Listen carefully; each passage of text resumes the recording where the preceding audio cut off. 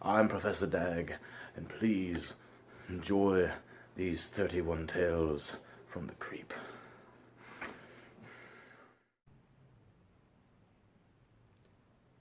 Chapter 13. The Heat. I sat in my truck and tried to think of the right words to write. It was a Thursday and the open mic was about to happen.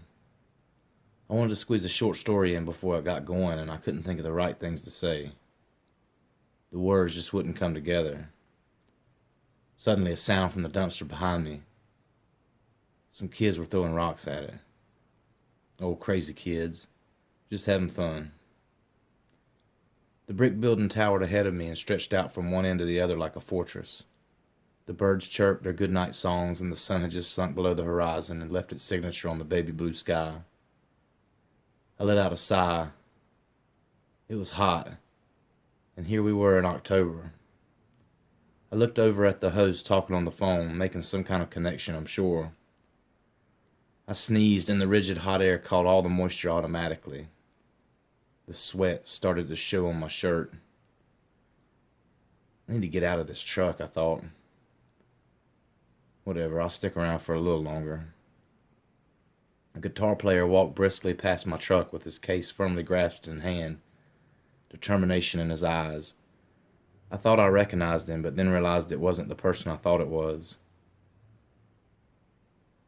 Several minutes passed, and some twilight birds swiftly cut through the air in front of my truck. Swish! Boom! Swish! I sucked a huge gasp of air. Phew, that was loud, I whispered. I shifted in my seat. My arm temporarily stuck to the console from the sweat, and I felt the back of my shirt peel away from my skin, then wrinkle back in place. I took a deep breath. Wow, it's really hot in this truck. I should really get out, I thought. I looked up to see a car pull in the parking lot. No one I knew.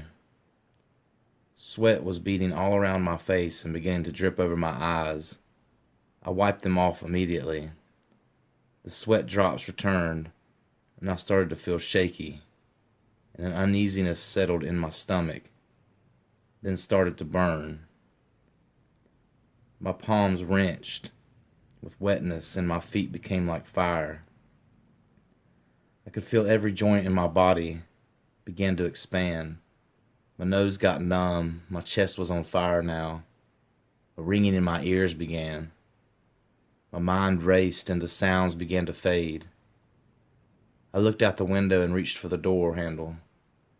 My fingers gripped, then slipped. I reached again, got it. I pulled with all my might.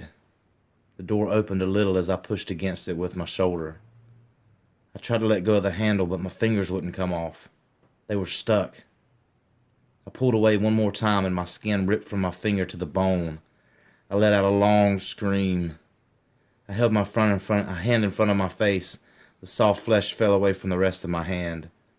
I looked in the rearview mirror and saw myself one last time as my face began to melt away.